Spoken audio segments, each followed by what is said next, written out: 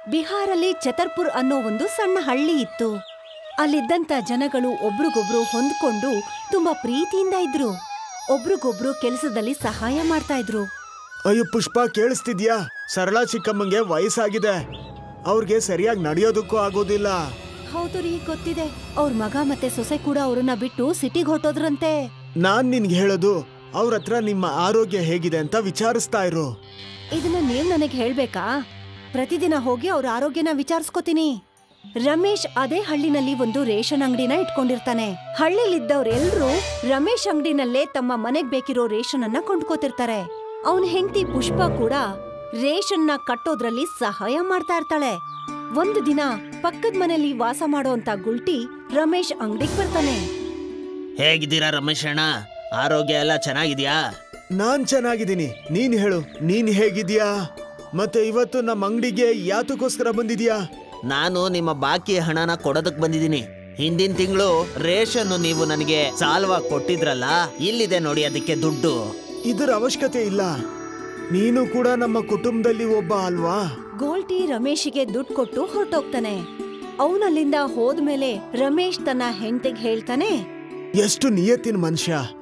ನಾವ್ಯಾಕೆ ನಮ್ ಮಗಳು ಅನು ಮದ್ವೆನ ಗೋಲ್ಡಿ ಜೊತೆ ಮಾಡಿಸ್ಬಾರ್ದು? ಹೌದು ರೀ, ನಾನ್ ಹೇಳ್ಬೇಕು ಅಂತಿದ್ದನ್ನ ನೀವೇ ಹೇಳ್ಬಿಟ್ರಿ. ಸಣ್ಣ ವಯಸ್ಸಿಂದ ಅನು ಮತ್ತೆ ಗೋಲ್ಟಿ ಒಳ್ಳೆ ಸ್ನೇಹಿತರು. ಮಾರನೇ ದಿನ ರಮೇಶ್ ತನ್ನ ಮಗಳ ಸಂಬಂಧನ ತಗೊಂಡು ಗೋಲ್ಡಿ ಮನೆಗ್ ಹೋಗ್ತಾನೆ. ಮದ್ವೆ ಮಾತುಕತೆ ಆಡ್ತಾನೆ. ಸ್ವಲ್ಪ ದಿನದಲ್ಲೇ ಅವ್ರ ಮದ್ವೆ ಅಂತ ನಿಶ್ಚಯ ಕೂಡ ಆಗೋಗುತ್ತೆ. ಮದ್ವೆ ತಯಾರಿನಲ್ಲಿ ಎಲ್ರೂ ವ್ಯಸ್ತರಾಗ್ತಾರೆ. ಇನ್ನೊಂದು ಕಡೆ ಗಬ್ಬರ್ ಸಿಂಗ್ ತನ್ನ ಡಾಕುಗಳ ಜೊತೆಗೆ ಕಳ್ತನ ಮಾಡ್ಬೇಕು ಅಂತ ತಯಾರಿ ಮಾಡ್ಕೋತಿರ್ತಾನೆ. ಕೇಳ್ಪಟ್ಟೆ, ಛತರ್ಪುರ್ ಊರಿನ ಜನ ತುಂಬಾ ಸಂತೋಷವಾಗಿದಾರಂತೆ. ಅಲ್ಲಿ ಮದ್ವೆ ನಡೀತಾ ಇದೆಯಂತೆ. ಸರಿಯಾಗಿ ಹೇಳಿದ್ರಿ ಸಾಹೇಬ್ರೆ. ಛತರ್ಪುರ್ ತುಂಬಾ ಸಣ್ಣ ಊರು. ಅಲ್ಲಿ ಅಕ್ಕಪಕ್ಕ ಯಾವುದೇ ಪೊಲೀಸ್ ಸ್ಟೇಷನ್ ಇಲ್ಲ, ಮತ್ತೆ ಮೊಬೈಲ್ ನೆಟ್ವರ್ಕ್ ಕೂಡ ಇರಲ್ಲ. ನಮ್ಮ ಮುಂದಿನ ಬೇಟೆ ಈ ಛತರ್ಪುರೇ ಅನ್ಸುತ್ತೆ. ಸರಿಯಾಗಿ ಹೇಳ್ದೆ ನೀನು. ಅಲ್ಲಿ ಯಾವುದೇ ಅಪಾಯ ಇಲ್ಲ.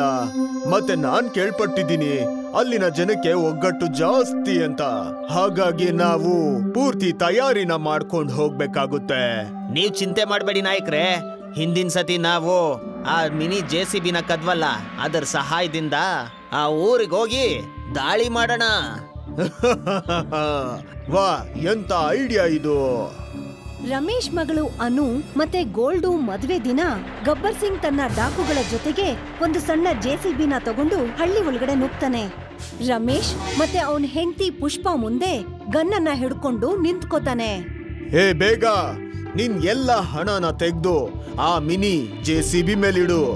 ಮತ್ತೆ ನಿನ್ನ ಹೆಂಡತಿಗೇಳು ಎಲ್ಲ ಒಡವೆನು ಬಿಚ್ಚಿ JCB ಮೇಲೆ ಇಡೋದಕ್ಕೆ. ನಾವಂತೂ ಎಲ್ಲ ಹಣ ಆಭರಣನ ಕೊಡ್ತೀವಿ, ಆದ್ರೆ ನಮ್ ಮಗಳ ಮದ್ವೆ ಆಗೋದಕ್ ಬಿಡಿ. ನಮ್ನೇನ್ ಹೀರೋ ಅನ್ಕೊಂಡಿದ್ಯಾ? ನಾವು ವಿಲನ್. ನಿಮ್ಮ ಮದ್ವೆಗ್ ಬಂದಿರೋ ಅತಿಥಿ ನಾವಲ್ಲ. ನೀವ್ ಹೇಳಿದ್ದಕ್ಕೆಲ್ಲ ತಲೆ ಆಡಿಸ್ಕೊಂಡಿರೋದಕ್ಕೆ.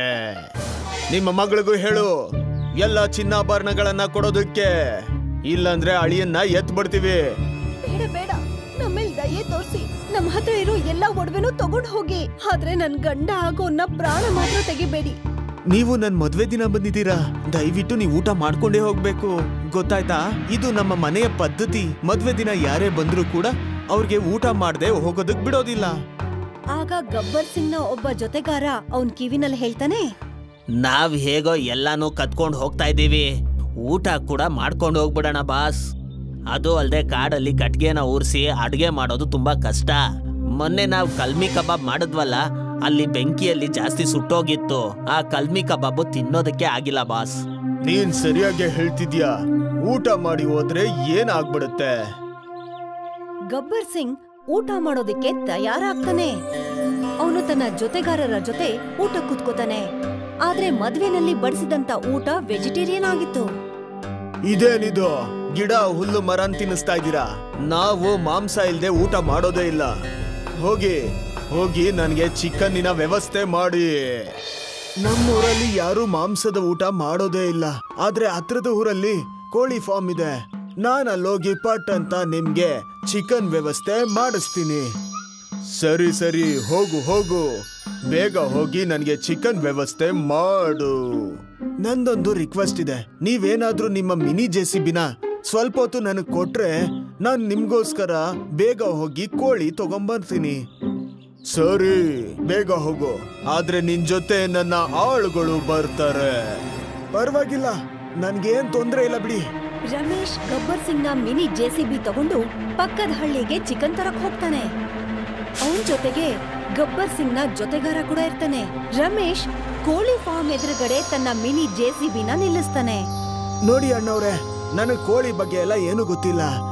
ನಿಮ್ಗೆ ಯಾವ ಕೋಳಿ ಇಷ್ಟ ಆಗುತ್ತೋ ಅದನ್ನ ತಗೊಂಡು ಜೆಸಿಬಿಲ್ ಹಾಕ್ಬಿಡಿ. ವಾ ವಾ, ನಮ್ಗಂತೂ ಲಾಟ್ರಿ ಹೊಡೆದಿದೆ. ಇವತ್ತು ಹೊಟ್ಟೆ ತುಂಬಾ ತಿನ್ಬೋದು. ಆ ಡಾಕು ಕೋಳಿ ಹಿಂದೆ ಓಡ್ಕೊಂಡ್ ಹೋಗಿ ಕೋಳಿನ ಹಿಡಿತಾನೆ. ಅಷ್ಟೊತ್ತಿಗೆ ಆ ಫಾರ್ಮ್ ಹಿಂದೆ ಇದ್ದಂತ ಪೊಲೀಸ್ ಸ್ಟೇಷನ್ಗೆ ಹೋಗಿ ರಮೇಶ್ ಕಂಪ್ಲೇಂಟ್ ಕೊಡ್ತಾನೆ. ಇನ್ಸ್ಪೆಕ್ಟರ್ ಸರ್, ನಮ್ಮೂರ್ ಮೇಲೆ ಡಾಕು ಗಬ್ಬರ್ ಸಿಂಗ್ ದಾಳಿ ಮಾಡಿದಾನೆ. ನೀವ್ ಬೇಗ ಬಂದು ಅವನ್ನ ಹಿಡೀರಿ. ಪೊಲೀಸ್ 2 ವರ್ಷದಿಂದ ಆ ಗಬ್ಬರ್ ಸಿಂಗ್ ನ ಹಿಡಿಯೋ ಪ್ರಯತ್ನ ಮಾಡ್ತಾ ಇದ್ದಾರೆ. ಇವತ್ತು ಅವ್ನ್ ನಮ್ ಕೈಯಿಂದ ತಪ್ಪಿಸ್ಕೊಳಕ್ಕಾಗಲ್ಲ. ನೀನು ಆ ಮಿನಿ ಜೆಸಿಬಿನ ತಗೊಂಡು ಮುಂದೆ ಹೋಗಿ, ನಾನು ನಿಮ್ ಹಿಂದೆನೆ ವೇಷ ಬದಲಾಯಿಸ್ಕೊಂಡ್ ಬರ್ತೀವಿ.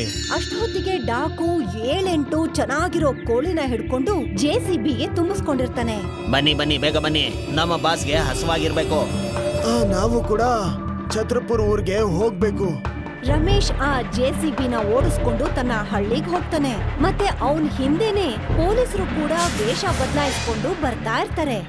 ಬರೋದಕ್ಕೆ ಯಾಕೆ ಇಷ್ಟೊಂದು ತಡ ಆಗೋಯ್ತು? ನಿಮ್ಗೆ ವ್ಯವಸ್ಥೆ ಮಾಡೋದಕ್ಕೆ ಸ್ವಲ್ಪ ಸಮಯ ಆಗೋಯ್ತು. ಇಲ್ಲಿ ನೋಡಿ ಬಾಸ್, ನಾನ್ ನಿಮ್ಗೋಸ್ಕರ ಒಂದು ದಪ್ಪ ಕೋಳಿನ ತಗೊಂಡ್ಬಂದಿದ್ದೀನಿ. ಆಗ ಅಲ್ಲಿ ಪೊಲೀಸರು ಗಬ್ಬರ್ ಸಿಂಗ್ ಮತ್ತೆ ಅವನ ಜೊತೆಗಾರರನ್ನ ಅರೆಸ್ಟ್ ಮಾಡ್ತಾರೆ. ಬಾ, ಇನ್ನ ನಿನ್ಗೆ ನಾವು ಪೊಲೀಸ್ ಸ್ಟೇಷನ್ ಅಲ್ಲಿ ಚೆನ್ನಾಗಿ ನೋಡ್ಕೊಂತೀವಿ. ಅಯ್ಯೋ ದಡ್ಡ, ನಿನ್ ಜೊತೆಲಿದ್ರು ಕೂಡ ಈ ಪೊಲೀಸ್ ಅವ್ರನ್ನ ಹೇಗೋ ಕರ್ಕೊಂಬಂದ. ಪೊಲೀಸರು ಗಬ್ಬರ್ ಸಿಂಗ್ ಮತ್ತೆ ಅವ್ರ ಜೊತೆಗಾರರನ್ನ ಜೈಲಿಗೆ ಹಾಕ್ತಾರೆ. ರಮೇಶ್ ಮಗಳು ಅನು ಮತ್ತೆ ಗೋಲ್ಡಿ ಮದ್ವೆ ತುಂಬಾ ಜೋರಾಗಿ ನಡೆಯುತ್ತೆ. ದೊಡ್ಡ ದೊಡ್ಡ ಬೆಟ್ಟಗಳ ನಡುವೆ ಒಂದು ವಿಚಿತ್ರವಾದ ಊರಿತ್ತು. ಆ ಊರಿನ ಹೆಸರೇ ಕುಂಬಳಕಾಯಿ ಊರು. ಈ ಊರು ಆ ಊರಿನಿಂದಲ್ಲ, ಅದರ ಜಾಗದಿಂದ ಫೇಮಸ್ ಆಗಿತ್ತು. ಯಾಕಂದ್ರೆ ಪೂರ್ತಿ ಊರು ಒಂದು ಕುಂಬಳಕಾಯಿ ಒಳಗೆ ಅಡಗಿತ್ತು. ಮತ್ತ ಆ ಕುಂಬಳಕಾಯಿ ಹೊರಗೆ ಒಂದು ವಿಶಾಲವಾದ ಮಹಲ್ ಇತ್ತು. ಆ ಮಹಲನ್ನ ನೋಡಿದ್ರೆ ಊರಿನ ಜನರು ಅಲ್ಲೇ ವಾಸಿಸಬಹುದಿತ್ತು. ಅರೆ ಹೋ ಕಮಲಾ, ಏನ್ ಯೋಚನೆ ಮಾಡ್ತಿದೀಯಾ? ಏನಿಲ್ಲ ಮಾಯಾ ಅವ್ರೆ, ನಮ್ ಬಿಟ್ಟು ಇದನ್ನಲ್ಲ, ಬೆಳಗ್ಗೆ ಎಲ್ಲೋ ಹೋದ, ಎಲ್ಲಿಗೆ ಹೋದ ಅಂತಾನೆ ಗೊತ್ತಾಗ್ತಿಲ್ಲ. ಬೆಳಗ್ಗೆ ಆಟ ಆಡಕ್ ಹೋದೋನು ಇನ್ನೂ ವಾಪಸ್ ಬಂದಿಲ್ಲ ಅವನು. ಅಯ್ಯೋ, ಇದಕ್ಕೆಲ್ಲ ಯಾಕೆ ತಲೆ ಕೆಡಿಸ್ಕೊತಿದ್ಯಾ ನೀನು? ಇಲ್ಲೇ ಎಲ್ಲೋ ಇರ್ತಾನೆ. ಇಷ್ಟು ವಿಶಾಲವಾಗಿರೋ ಊರಿಂದ ಯಾರೂ ತಪ್ಪಿಸ್ಕೊಳಕ್ಕಾಗಲ್ಲ. ಯಾಕಂದ್ರೆ ಇಲ್ಲಿಂದ ವಾಪಸ್ ಹೋಗಕ್ ಆಗೋದೇ ಇಲ್ಲ. ನೀನು ನಿಶ್ಚಿಂತೆಯಿಂದ ಇರು, ಅವನು ಎಲ್ಲೂ ಹೋಗಿರೋದಿಲ್ಲ, ವಾಪಸ್ ಬಂದೇ ಬರ್ತಾನೆ. ಹಾ, ನೀವು ಸರಿಯಾಗಿ ಹೇಳಿದ್ರಿ. ಮಾಯಾ ಅವರು ಸರಿಯಾಗಿ ಹೇಳಿದ್ರು. ಈ ಕುಂಬಳಕಾಯಿ ಊರಿಂದ ಹೊರಗೆ ಹೋಗೋದು ಅಷ್ಟು ಸುಲಭ ಆಗಿರ್ಲಿಲ್ಲ. ಆ ಊರಲ್ಲಿ ವಾಸ ಮಾಡೋದು ತುಂಬಾ ಸುಂದರವಾಗಿತ್ತು, ಆದ್ರೆ ಸ್ವಲ್ಪ ಕಷ್ಟ ಇತ್ತು. ಅಲ್ಲಿನ ಹಿರಿಯರು ಹೊರಗಿನ ಕತೆಗಳನ್ನ ಅಲ್ಲಿನ ಮಕ್ಕಳಿಗೆ ಹೇಳ್ತಾ ಇದ್ರು. ಎಂತ ಕತೆ ಹೇಳ್ತಿದ್ರಂದ್ರೆ, ಅವ್ರು ಯಾವತ್ತೂ ನೋಡದೇ ಇರೋ ಪ್ರಪಂಚದ ಕತೆನ ಅವರು ಹೇಳ್ತಿದ್ರು. ಬಿಟ್ಟು ಏನ್ ಯೋಚನೆ ಮಾಡ್ತಿದ್ಯಾ? ಯೋಚಿಸ್ತಾ ಇದ್ದೆ, ಆ ಕಿಟಕಿಯಿಂದ ಒಂದು ಬೆಳಕು ಬರ್ತಾ ಇದೆಯಲ್ಲ, ಅದು ಎಲ್ಲಿಂದ ಬರ್ತಾ ಇದೆ ಅಂತ. ಎಲ್ಲಿಂದ ಅಂದ್ರೆ? ಸೂರ್ಯನಿಂದ ಬರುತ್ತೆ. ದಡ್ಡ, ಅಷ್ಟು ಗೊತ್ತಾಗಲ್ವೇನೋ? ಹಾ, ಅದ್ ನನಗೆ ಗೊತ್ತು. ಆದ್ರೆ ಆ ಬೆಳಕು ನಿಜನಾ? ಅಂದ್ರೆ ನಮ್ಗೆ ಇದನ್ನೆಲ್ಲ ಹೇಳ್ಕೊಟ್ಟಿದ್ದಾರೆ, ಆದ್ರೆ ನಾವು ಇದನ್ನ ಯಾವತ್ತೂ ಕಣ್ಣಾರೆ ನೋಡೇ ಇಲ್ವಲ್ಲ. ಇಲ್ಲ, ಯಾಕೆ? ಅದಕ್ಕೆ ನಿನಗನ್ನಿಸ್ತಾ ಇಲ್ವಾ ಇದೆಲ್ಲ ಸುಳ್ಳು ಅಂತ? ಗುರುಗಳು ಯಾಕೆ ಸುಳ್ಳು ಹೇಳ್ತಾರೆ ಹೇಳು? ಅವರು ಸುಳ್ಳು ಹೇಳ್ತಾ ಇಲ್ಲ. ನಾನು ಏನ್ ಹೇಳ್ತಾ ಇದ್ದೀನಿ ಅಂದ್ರೆ, ನಮ್ಗೆ ಏನೆಲ್ಲ ಕಲ್ಸ್ಕೊಟ್ರೋ ಅದೆಲ್ಲ ಸುಳ್ಳ ನಿಜನ ತಿಳ್ಕೊಳ್ಳೋದು ನಮ್ಮ ಹಕ್ಕಾಗಿದೆ. ನೀನ್ ಸರಿಯಾಗಿ ಹೇಳ್ತಿದ್ಯಾ, ಆದ್ರೆ ನಾವ್ ಇದನ್ನೆಲ್ಲ ಹೇಗ್ ಮಾಡೋದು? ಅಲ್ಲ, ಈ ಊರಿಂದ ಹೊರಗೆ ಹೋಗೋದಕ್ಕೆ ದಾರಿನೇ ಇಲ್ಲ. ಮತ್ತೆ ದಾರಿ ಹುಡ್ಕೋಣ ಬನ್ನಿ ಅಂತಂದ್ರೆ ನಮ್ ಜೊತೆ ಯಾರು ಬರೋದಿಲ್ಲ, ಗೊತ್ತಾ? ಯಾಕೆ ಅಂತ ಕೇಳು. ಯಾಕೆ? ಯಾಕಂದ್ರೆ ಈ ವಿಶಾಲವಾದ ಊರಲ್ಲಿ ಎಲ್ಲ ಇದೆ. ಹೊಲ ಹೊಳ್ಬೋದು, ಪಶು ಪಕ್ಷಿಗಳಿದೆ, ಎಲ್ಲಾನು ಇದೆ. ಎಲ್ರ ಹತ್ರನೂ ಹಸು ಇದೆ. ಕೆಲವರು ಹೊಲ ಹೊಳ್ತಾರೆ, ಇನ್ ಕೆಲವರು ಆರಾಮಾಗಿದ್ದಾರೆ. ಇಲ್ಲೇ ಎಲ್ಲಾನು ಇದ್ಮೇಲೆ ಅವ್ರು ಯಾಕೆ ಈ ಊರ್ ಬಿಟ್ಟು ಹೋಗ್ತಾರೆ? ಆದ್ರೆ ಯಾರು ಸಹಾಯ ಮಾಡಿಲ್ಲ ಅಂದ್ರೆ ಇದರರ್ಥ ನಾವು ಸುಮ್ನೆ ಇರ್ಬೇಕು ಅಂತಲ್ವಲ್ಲ. ನೋಡು ಚುಟ್ಕಿ, ಒಪ್ಕೊಳ್ಳೋಣ, ಈ ಊರಲ್ಲಿ ಎಲ್ಲ ಇದೆ. ಆದ್ರೆ ನಾವು ಹೊರಗಡೆ ಹೋದ್ರೆ ಯಾರಿಗೊತ್ತು, ನಮ್ಗೆ ಹೊಸ ವಿಷಯಗಳು ಗೊತ್ತಾದ್ರೂ ಗೊತ್ತಾಗ್ಬೋದು. ಅದರಿಂದ ನಮ್ಮ ಊರ್ಗೆ ಒಳ್ಳೇದಾಗ್ಬೋದಲ್ವಾ? ಸರಿ, ಈಗ ನಾವಿಬ್ರು ಸೇರ್ಕೊಂಡು ಈ ಊರಿಂದ ಹೊರಗೆ ಹೋಗೋ ದಾರಿ ಹುಡ್ಕೋಣ. ಇದು ಮಾತು ಅಂದ್ರೆ. ವಾಹ್, ಕೊನೆಗೂ ಬಿಟ್ಟು ಚುಟ್ಕಿ ಮನ್ಸನ್ನ ಬದಲಾಯಿಸ್ಬಿಟ್ಟ. ಈಗ ಇವರಿಬ್ರು ಸೇರ್ಕೊಂಡು ಹಳ್ಳಿಯ ಅದ್ಭುತವಾದ ಜಾದೂಗಾರ ದಾದಾ ಜಿಂಗಾಲು ಹತ್ರ ಬಂದ್ರು. ಈ ಕುಂಬಳಕಾಯಿ ಯಾವಾಗಿಂದ ಇದೆಯೋ ಅವಾಗಿಂದನೂ ಇವರು ಇದಾರೆ ಅನ್ನೋದು ಎಲ್ರಿಗೂ ಗೊತ್ತಿತ್ತು. ಇಷ್ಟು ವರ್ಷ ಆದ್ರೂ ಅವ್ರ ವಯಸ್ಸು ಬದಲಾಗಿಲ್ಲ, ಅವ್ರ ರೂಪನೂ ಬದಲಾಗಿಲ್ಲ, ಹೇಗಿದ್ರೋ ಹಾಗೆ ಇದಾರೆ. ಓಹೋ, ನೋಡಿಲಿ ಯಾರು ನಮ್ಮನೆಗೆ ಬಂದಿದ್ದಾರೆ ಅಂತ. ಬಿಟ್ಟು ಮತ್ತೆ ಚುಟ್ಕಿ, ನನ್ನಿಂದ ಏನ್ ತಿಳ್ಕೋಬೇಕು ಅನ್ಕೊಂಡಿದ್ದೀರಾ? ಅಣ್ಣ, ಅದು ಏನಂತಂದ್ರೆ ನೀವು ಈ ಊರಿನ ತುಂಬಾ ಹಿರಿಯ ವ್ಯಕ್ತಿ, ಅದಕ್ಕೆ ನಿಮ್ಗೆ ಈ ಊರಿನ ಬಗ್ಗೆ ಎಲ್ಲ ಗೊತ್ತಿರ್ಬೇಕಲ್ವಾ? ಹಾ, ಎಲ್ಲ ಗೊತ್ತಿದೆ. ಬನ್ನಿ, ನಾನು ನಿಮ್ಗೆ ಕುಂಬಳಕಾಯಿಪುರದ ಪೂರ್ತಿ ಕಥೆನ ಹೇಳ್ತೀನಿ. ನನ್ಗೆಲ್ಲ ನೆನಪಿದೆ. ಎಷ್ಟೋ ವರ್ಷಗಳ ಹಿಂದೆ ಆಕಾಶದಿಂದ ಒಂದು ಬಿಳಿ ಬೀಜ ಬಿತ್ತು. ಆ ಬೀಜ ದೊಡ್ಡ ಕುಂಬಳಕಾಯಾಗಿ ಬದಲಾಯಿತು. ಅದು ಎಷ್ಟು ದೊಡ್ಡದಾಯ್ತು ಅಂದ್ರೆ ಅಕ್ಕಪಕ್ಕ ಇದ್ದಿದ್ದೆಲ್ಲ ತುಂಬಾ ಚಿಕ್ಕದಾಗಿ ಕಾಣಿಸ್ತಾ ಇತ್ತು. ಒಂದಿನ ಊರಿನ ಜನರಿಗೆ ಈ ಗಾಳಿ ಮಳೆ ತುಂಬಾನೇ ತೊಂದರೆ ಕೊಡ್ತಾ ಇತ್ತು. ಅವ್ರಿಗೆ ಆ ಕುಂಬಳಕಾಯಿ ಬಿಟ್ರೆ ಬೇರೆ ಯಾವುದೇ ಸುರಕ್ಷಿತವಾದ ಜಾಗ ಕಾಣಿಸ್ಲಿಲ್ಲ. ಆಮೇಲೆ ಇನ್ನೇನು, ಇಡೀ ಊರ್ನವರೆಲ್ಲ ಸೇರಿ ಆ ಕುಂಬಳಕಾಯಲ್ಲೇ ಊರ್ನ ಸೃಷ್ಟಿ ಮಾಡ್ಕೊಂಡ್ರು. ಮತ್ತೆ ಅದರಲ್ಲೇ ವಾಸ ಮಾಡೋದಕ್ ಶುರು ಮಾಡಿದ್ರು. ಹಾ, ಈ ವಿಷಯ ನಮಗೂ ಗೊತ್ತಿದೆ. ಹಾಗಿದ್ರೆ ನೀನ್ ಏನ್ ತಿಳ್ಕೊಬೇಕು ಅನ್ಕೊಂಡಿದ್ಯಾ ಬಿಟ್ಟು? ನಮ್ಗೆ ಈ ಮಹಲಿಂದ ಹೊರಗೆ ಹೋಗೋದಕ್ಕೆ ದಾರಿ ಬೇಕು. ಏನು, ಈ ಮಹಲಿಂದ ಹೊರಗಡೆ ಹೋಗಕ್ಕೆ ದಾರಿನಾ? ಹೌದು ತಾತ. ಆದ್ರೆ ಯಾಕೆ? ನಮ್ಮ ಈ ಊರು ಮತ್ತೆ ಮಹಲಿಂದ ನೀನ್ ಯಾಕೆ ಆಚೆ ಹೋಗ್ಬೇಕು? ಯಾಕಂದ್ರೆ ನಮ್ಮ ಜೀವನ ಈ ಮಹಲ್ ಮತ್ತೆ ಈ ಊರಿಗೆ ಸೀಮಿತವಾಗಿರ್ಬಾರ್ದಲ್ವಾ? ಬಿಟ್ಟು ಮಾತನ್ನ ಕೇಳಿ ದಾದಾಗೆ ಖುಷಿ ಆಯ್ತು. ಇಷ್ಟು ವರ್ಷಗಳಾದ್ಮೇಲಾದ್ರೂ ಹೊರಗಿನ ಪ್ರಪಂಚ ನೋಡೋದಕ್ಕೆ ಯಾರಾದ್ರೂ ಸಿಕ್ರು ಅಂತ. ಅವರು ಸಮಯನ ವ್ಯರ್ಥ ಮಾಡದೆ ಒಂದು ಗಾಜಿನ ಗೋಳವನ್ನ ತಗೊಂಡ್ರು. ವಾ ದಾದಾ, ಏನಿದು? ಇವಾಗ ಏನೋ ಜಾದೂನೇ ಆಗ್ಬೋದಲ್ಲ? ಖಂಡಿತವಾಗ್ಲೂ ಸರಿಯಾಗಿ ಹೇಳಿದೆ ಚುಟ್ಕಿ. ಇದೊಂದು ಜಾದುವಿನ ಗಾಜಿನ ಗೋಲ. ಇದರಿಂದ ನಮ್ಗೆ ಎಲ್ಲಾ ಪ್ರಶ್ನೆಗಳಿಗೆ ಉತ್ತರ ಸಿಗುತ್ತೆ. ಏನ್ ನಿಜನಾ? ಹಾ, ಬನ್ನಿ ನಾವಿದಕ್ಕೆ ನಮ್ಮ ಪ್ರಶ್ನೆಗಳನ್ನ ಕೇಳೋಣ. ಹೇ ನನ್ನ ಗಾಜಿನ ಗೋಲ, ತೋರ್ಸು ನಿನ್ನ ಚಮತ್ಕಾರ. ಈ ಮಹಲ್ನಿಂದ ಹೊರಗಡೆ ಹೋಗೋದಕ್ಕೆ ಯಾವ್ದಾದ್ರೂ ದಾರಿ ಇದೆಯಾ? ಅವ್ರು ಹೀಗೆ ಹೇಳ್ತಿದ್ದ ಹಾಗೇನೆ ಜಾದೂಗೋಳದಲ್ಲಿ ಗಾಳಿ ಹೋಯ್ತು. ಮತ್ತದು ಒಂದು ಪುಸ್ತಕದ ಝಲಕ್ ತೋರಿಸ್ತು. ಇದನ್ನ ನೋಡಿ ಬಿಟ್ಟು ಮತ್ತೆ ಚುಟ್ಕಿಗೆ ಅರ್ಥ ಆಗೋಯ್ತು. ಆ ಪುಸ್ತಕನೇ ಈ ಎಲ್ಲಾ ಸಮಸ್ಯೆಗೆ ದಾರಿ ಅಂತ. ಅವರು ಕೂಡ್ಲೆ ಅದನ್ನ ಹುಡ್ಕೋ ಪ್ರಯತ್ನನ ಶುರು ಮಾಡಿದ್ರು. ಜಾದೂಗೋಳದ ಮಾತನ್ನ ಕೇಳಿ ಬಿಟ್ಟು ಮತ್ತೆ ಚುಟ್ಕಿ ಅವ್ರ ಕೆಲ್ಸನ ಶುರು ಮಾಡಿದ್ರು. ಅವರು ಊರಿನ ಮಹಲಿನ ಎತ್ತರಕ್ಕೆ ಹೋಗಿ ನೋಡಿದ್ರು, ಮತ್ತೆ ಗಲ್ಲಿಗಳನ್ನ ಸುತ್ತಾಡಿದ್ರು ಸಹ ಆ ಜಾದೂಗೋಳದಲ್ಲಿದ್ದ ರಹಸ್ಯಮಯ ಪುಸ್ತಕ ಅವರಿಗೆಲ್ಲೂ ಸಿಗ್ಲೇ ಇಲ್ಲ. ಅಬ್ಬಾ ಸಾಕು, ನಂಗಂತೂ ಸುಸ್ತಾಗ್ತಿದೆ, ನನ್ ಕೈಲಾಗಲ್ಲ, ಆ ಪುಸ್ತಕ ಎಲ್ಲೂ ಸಿಗ್ತಾನೆ ಇಲ್ಲ. ಸಮಾಧಾನ ಮಾಡ್ಕೋ ಚುಟ್ಕಿ, ನಾವಿಷ್ಟು ಬೇಗ ಸೋಲೊಪ್ಕೊಂಡ್ರೆ ಏನ್ ಪ್ರಯೋಜನ ಹೇಳು? ಸಮಾಧಾನ. ನಮ್ಗನ್ಸುತ್ತೆ ನಮ್ಮ ಹುಡುಕಾಟನ ಮುಂದುವರ್ಸ್ಬೇಕು ಅಂತ. ಬಾ ಹುಡ್ಕಣ, ನಮ್ಗೆ ಖಂಡಿತವಾಗ್ಲೂ ಏನಾದ್ರೂ ಸಿಕ್ಕೇ ಸಿಗುತ್ತೆ. ಪಾಪ ಬಿಟ್ಟು ಸೋಲೊಪ್ಕೊಂಡಿದ್ದಂತ ಚುಟ್ಕಿಗೆ ಧೈರ್ಯ ಹೇಳ್ತಿದ್ದ. ಆದ್ರೆ ಒಳೊಳಗೆ ಅವನು ಕೂಡ ಬೇಸತ್ತು ಹೋಗಿದ್ದ. ಆಗ ಅವನ ಗಮನ ಮಹಲಿನ ಒಂದು ಮೂಲೆಗೆ ಹೋಯ್ತು. ಅಲ್ಲಿ ಹಳೆಯ ವಸ್ತುಗಳನ್ನ ಇಟ್ಟಿದ್ರು. ಅಯ್ಯೋ, ಇದೇನಿದು? ಈ ಎಲ್ಲಾ ವಸ್ತುಗಳು ಇಲ್ಲಾಕ್ ಬಿದ್ದಿದೆ? ವಿಚಿತ್ರವಾಗಿದೆಯಲ್ಲ. ಯಾರಾದ್ರೂ ಇದನ್ನೆಲ್ಲ ಹೀಗೆ ಬಿಟ್ಟು ಹೋಗ್ತಾರಾ? ಸರಿ, ನಾನೇ ಇದನ್ನೆಲ್ಲ ಎತ್ಕೊಂಡು ಹೋಗಿ ಒಳ್ಳೆ ಜಾಗದಲ್ಲಿ ಇಡ್ತೀನಿ. ಬಿಟ್ಟು ಬೇರೇನು ಯೋಚನೆ ಮಾಡದೆ ಆ ಸುರಕ್ಷಾ ಕವಚನ ಎತ್ತದ. ಆಗ ಚಮತ್ಕಾರನೇ ಆಗೋಯ್ತು. ಯಾವ ಪುಸ್ತಕನ ಅವರು ಇಡೀ ಊರೆಲ್ಲ ಹುಡುಕ್ತಾ ಇದ್ರೋ ಅದು ಮಹಲಿನ ಒಂದು ಮೂಲೆಯಲ್ಲಿ ಸಿಕ್ತು. ಆದ್ರೆ ಯಾರ ಗಮನನೂ ಕೂಡ ಆ ಪುಸ್ತಕದ ಮೇಲೆ ಹೋಗೇ ಇರ್ಲಿಲ್ಲ.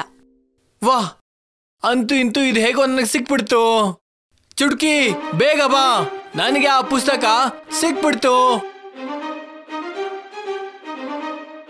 ಮಹಾ ಕುಂಬಳಕಾಯಿ ಊರಿಂದ ಆಚೆ ಹೋಗೋದಕ್ಕೆ ವಿಧಿವಿಧಾನಗಳು. ಏನ್ ಹೇಳ್ತಿದೀಯಾ? ಇದಂತೂ ಅದ್ಭುತ. ರಹಸ್ಯಮಯ ಪುಸ್ತಕ ಸಿಕ್ಕ ಕೂಡ್ಲೆ ಬಿಟ್ಟು ಮತ್ತೆ ಚುಟ್ಕಿಗೆ ತುಂಬಾನೇ ಖುಷಿ ಆಯ್ತು. ಅವ್ರು ಅಂದ್ಕೊಂಡಿದ್ದು ಎಲ್ಲ ನಡೀತಿದೆ ಅಂತ ಖುಷಿ ಪಟ್ರು. ಅವರು ಪುಸ್ತಕ ಓದೋಕೆ ಶುರು ಮಾಡಿದ್ರು. ಅದ್ರಲ್ಲಿ ಬರ್ದಿತ್ತು, ಜಾದುವಿನ ಕುಂಬಳಕಾಯಿ ಮಹಲಿಂದ ಆಚೆ ಹೋಗ್ಬೇಕು ಅಂದ್ರೆ ನೀವು ಪೂರ್ತಿ ಶ್ರದ್ಧೆಯಿಂದ ಒಳ್ಳೆ ಮನ್ಸಿಂದ ಪ್ರಯತ್ನ ಪಡ್ಬೇಕು. ಇಲ್ಲ ಅಂದ್ರೆ ಇದರಲ್ಲಿ ನಿಮ್ಗೆ ಯಶಸ್ಸು ಸಿಗೋದಿಲ್ಲ. ಅಯ್ಯಯ್ಯೋ, ಏನಿದು? ಈ ಪುಸ್ತಕ ನಮ್ಗೆ ಸಹಾಯ ಮಾಡೋದ್ ಬಿಟ್ಟು ಹೆದರಿಸ್ತಿದೆ. ಅಯ್ಯೋ ಚುಟ್ಕಿ, ನೀನ್ ಇದೆಯಲ್ಲ, ಯಾಕೆ ಹೆದರ್ಕೋತಾ ಇದೀಯಾ? ಹೇಳಿದಾರ ತಾನೆ, ನಾವು ಒಳ್ಳೆ ಮನ್ಸಿಂದ ತುಂಬಾ ಶ್ರದ್ಧೆಯಿಂದ ಪ್ರಯತ್ನ ಪಡ್ಬೇಕು, ಇಲ್ಲ ಅಂದ್ರೆ ನಾವು ಸೋಲ್ತೀವಿ ಅಷ್ಟೇ. ಸರಿ, ಮತ್ತೆ ಓದು. ವಿಶಾಲ ಮಹಲ್ನ ಒಳಗಡೆ ಅಲ್ಲಿ ಮೇಲ್ಗಡೆ ಒಂದು ದೊಡ್ಡ ಗಂಟೆಯನ್ನ ನೇತಾಕಿದ್ದಾರೆ. ಒಂದ್ ವೇಳೆ ಪೂರ್ತಿ ಶಕ್ತಿಯಿಂದ ಅದನ್ನ 3 ಸಲ ಬಾರಿಸಿದ್ರೆ ಆ ಶಬ್ದದ ಕಂಪನದಿಂದ ಬಾಗಿಲು ಒಡೆದೋಗುತ್ತೆ, ಮತ್ತೆ ಮುಕ್ತಿ ಸಿಗುತ್ತೆ. ಅರೆ, ಇದು ಅದೇ ಗಂಟೆ ಅಲ್ವಾ? ಎಷ್ಟೋ ಸಲ ನಾವ್ ಇದನ್ನ ನೋಡಿದೀವಿ, ಆದ್ರೆ ನಮಗ್ ಗೊತ್ತೇ ಆಗಿರ್ಲಿಲ್ಲ ಇದೇ ನಮ್ಮ ಮುಕ್ತಿಯ ಮಾರ್ಗ ಅಂತ. ಆದ್ರೆ ಬಿಟ್ಟು ಆ ಗಂಟೆನ ನೋಡಿದ್ಯಾ ಅಲ್ವಾ? ಅದು ತುಂಬಾ ದೊಡ್ಡದು, ತುಂಬಾ ಭಾರ ಇದೆ, ಮತ್ತೆ ಅದಕ್ಕಿಂತ ಭಯಾನಕ ಅಂದ್ರೆ ಅದು ತುಂಬಾ ಎತ್ತರದಲ್ಲಿದೆ. ನಾವ್ ಅದನ್ನ ಹೇಗ್ ಮುಟ್ಟೋದು?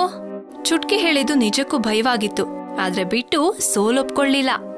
ಅವನು ಎಲ್ಲಾ ವಿಚಾರನ ಊರಿನ ಜನರಿಗೆ ಹೇಳಿ ಅವ್ರ ಸಹಾಯವನ್ನ ಪಡ್ಕೊಂಡ. ಬಿಟ್ಟು ಮಾತಿಂದ ಪ್ರೇರೇಪಿತರಾಗಿ ಊರಿನ ಜನರೆಲ್ಲ ಮಹಲಲ್ಲಿ ಸೇರ್ಕೊಂಡ್ಬಿಟ್ರು. ಮತ್ತೆ ಒಬ್ಬೊಬ್ರ ಮೇಲೆ ಒಬ್ಬೊಬ್ರು ನಿಂತ್ಕೊಂಡು ಏಣಿಗಳ ಹಾಗೆ ಹತ್ತೋಕ್ ಶುರು ಮಾಡಿದ್ರು. ನೋಡ್ತಾ ಇದ್ದ ಹಾಗೇನೆ ಒಂದು ಬೆಟ್ಟದ ರೀತಿ ಕಾಣಿಸ್ತಾ ಇದ್ರು. ಅರೆ, ಇದಂತೂ ಚಮತ್ಕಾರ! ನಡಿ ಬಿಟ್ಟು, ಬೇಗ ಮೇಲೆತ್ತಿ 3 ಸಲ ಗಂಟೆನ ಹೊಡೆದ್ಬಿಡು. ಚುಟ್ಕಿ ಮಾತನ್ನ ಕೇಳಿ ಬಿಟ್ಟು ಆದಷ್ಟು ಬೇಗ ಆ ಗಂಟೆನ 3 ಸಲ ಬಾರ್ಸೇ ಬಿಟ್ಟ. ಜೈ ಭೋಲೆನಾಥ್, ಜೋರಾಗಿ ಹೊಡಿತೀನಿ ಐಸಾ! ಬಿಟ್ಟು ಪೂರ್ತಿ ಶಕ್ತಿನ ಹಾಕಿ 3 ಸಲ ಗಂಟೆನ ಬಾರಿಸ್ದ. ಮತ್ತೆ ಅದೇ ಕ್ಷಣದಲ್ಲಿ ಭೂಕಂಪದ ಹಾಗೆ ಭೂಮಿ ಬಿರುಕು ಬಿಡ್ತು. ಮತ್ತೆ ಸ್ವಲ್ಪ ಸಮಯದಲ್ಲೇ ಆ ಮಹಲನ್ ಜೊತೆ ಕುಂಬಳಕಾಯಿ ಕೂಡ ಮಣ್ಣಿನ ಹಾಗೆ ಬದಲಾಗೋಯ್ತು. ಎಲ್ರೂ ಕೂಡ ಆ ಕುಂಬಳಕಾಯಿಯಿಂದ ಬಿಡುಗಡೆಗೊಂಡ್ರು. ಅಂತೂ ಇಂತೂ ಆಚೆ ಬಂದ್ವಲ್ಲ. ನೋಡಿದ್ಯಾ ಚುಟ್ಕಿ, ನಮ್ಮ ಪ್ರಯತ್ನಕ್ಕೆ ಫಲ ಸಿಕ್ತು, ನಮ್ಗೆಲ್ಲ ಮುಕ್ತಿ ಸಿಕ್ಬಿಡ್ತು. ಬಿಟ್ಟು ಮಾತನ್ನ ಕೇಳಿ ಎಲ್ರೂ ನಗೋಕ್ ಶುರು ಮಾಡಿದ್ರು. ಬಿಟ್ಟು ಹಾಗೆ ಹಿಂದೆ ತಿರುಗಿ ನೋಡ್ದಾಗ ಅಲ್ಲಿ ಮನೆ ಇರ್ಬೇಕಿತ್ತು, ಈಗ ಅಲ್ಲಿ ಮಣ್ಣಿದೆ. ಅಲ್ಲಿ ಮಹಲ್ ಇರ್ಲಿಲ್ಲ, ಆದ್ರೆ ಅವನಿಗನ್ಸ್ತಿತ್ತು ಆ ಮಹಲು ಮತ್ತೆ ಕುಂಬಳಕಾಯಿ ಯಾವಾಗ್ಲೂ ಅವನ್ ಮನ್ಸಲ್ಲೇ ಇದೆ ಅಂತ. ಮತ್ತೀಗ ಒಂದು ಹೊಸ ಜೀವನ, ಒಂದು ಹೊಸ ಜಾಗ, ಹೊಸ ಹುಡುಕಾಟ. ಸತ್ಯದ ಸ್ವಾತಂತ್ರ್ಯ ಮತ್ತೆ ವಿಶ್ವಾಸ ನಮ್ಮನ್ನ ಹಳೆ ಪ್ರಪಂಚದಿಂದ ಹೊರಗೆ ತಂದು ಹೊಸ ಪ್ರಪಂಚಕ್ಕೆ ಕರ್ಕೊಂಡು ಹೋಗುತ್ತೆ. ಮತ್ತೆ ಇಡೀ ಹಳ್ಳಿ ಒಟ್ಟುಗೂಡಿದ್ರೆ ಪ್ರತಿಯೊಂದು ಬೀಜ ಒಂದು ಹೊಸ ಕಥೆಯನ್ನ ಹುಟ್ಟಿ ಹಾಕುತ್ತೆ.